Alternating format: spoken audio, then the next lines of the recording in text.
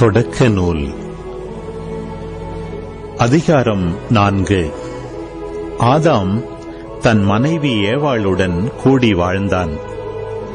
அவள் கருவுற்று காயினை பெற்றெடுத்தாள். அவள், ஆண்டவர் அருளால் ஆண்மகன் ஒருவனை நான் பெற்றுள்ளேன் என்றாள்.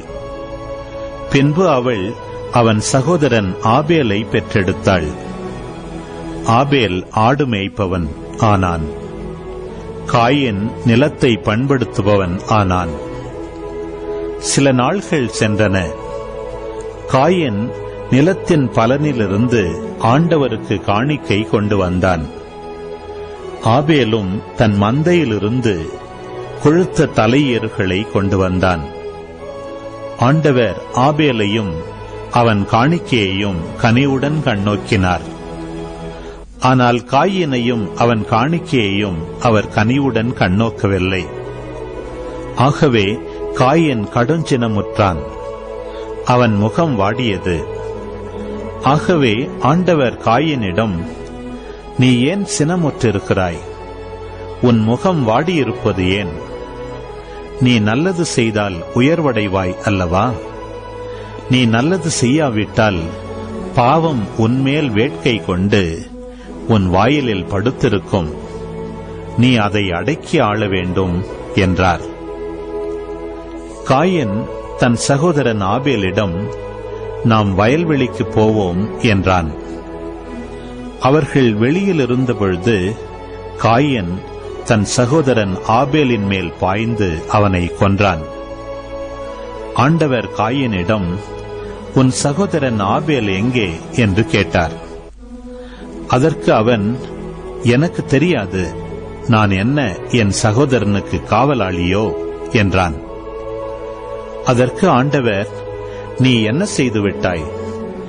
உன் சகோதரனின் இரத்தத்தின் குரல் மண்ணிலிருந்து என்னை நோக்கி கதறிக்கொண்டிருக்கிறது. இப்பொழுது உன் கைகள் சிந்திய உன் சகோதரனின் இரத்தத்தை தன் வாய் திறந்து குடித்த மண்ணை முன்னிட்டு நீ சபிக்கப்பட்டிருக்கிறாய். நீ மண்ணில் பயிரிடும் பொழுது அது இனிமேல் உனக்கு பலன் தராது. மண்ணுலகில் நீ நாடோடியாக அலைந்து திரிவாய் என்றார். காயின் ஆண்டவரிடம், எனக்கு கொடுக்கப்பட்ட தண்டனை என்னால் தாங்க முடியாததாக இருக்கின்றது. என்று நீர் என்னை இம்மண்ணிலிருந்து துரத்தி இருக்கின்றீர். உமது முன்னிலையினின்று நான் மறைக்கப்பட்டுள்ளேன். மண்ணுலகில் நான் நாடோடியாக அலைந்து திரிய வேண்டியுள்ளது. என்னை காண்கின்ற எவனும் என்னை கொல்வானே என்றான். ஆண்டவர் அவனிடம், அப்படியன்று, காயினை கொல்கின்ற எவனும் 7 முறை பழிவாங்கப்படுவான் என்று சொல்லி, காயினை கண்டுபிடிக்கும் எவனும் அவனை கொல்லாமல் இருக்க ஆண்டவர் அவன் மேல் ஓர் அடையாளம் இட்டார். பின்னர் காயின் ஆண்டவர் திருமுன்னை விட்டுச் சென்று ஏதேனுக்கு கிழக்கே இருந்த நோது நாட்டில் குடியேறினான். காயின் தன் மனைவியுடன் கூடி வாழ அவளும் கருவுற்று ஏனோக்கை பெற்றெடுத்தாள்.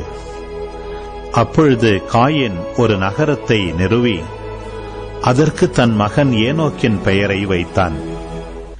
ஏனோக்கிற்கு ஈராது பிறந்தான்.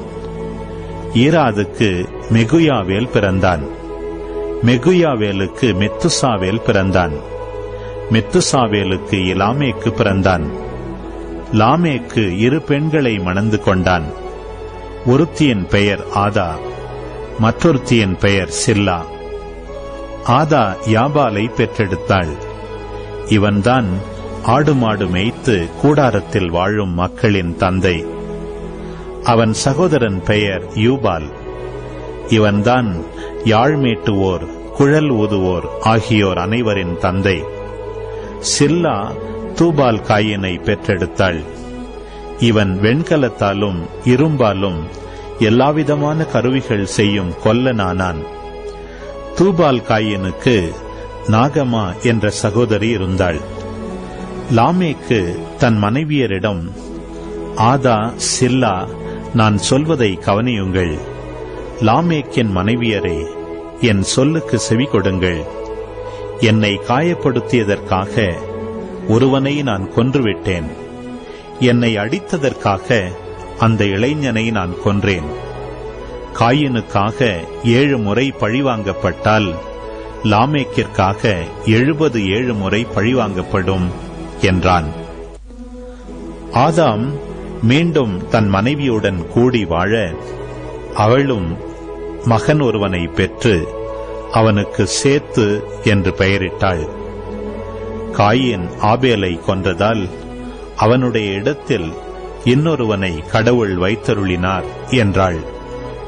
சேத்துக்கும் மகன் ஒருவன் பிறந்தான். அவனுக்கு அவன் ஏனோசு என்று பெயரிட்டான். அப்பொழுதே ஆண்டவர் என்னும் திருப்பெயரால் அவரை வழிபடலாயினர்.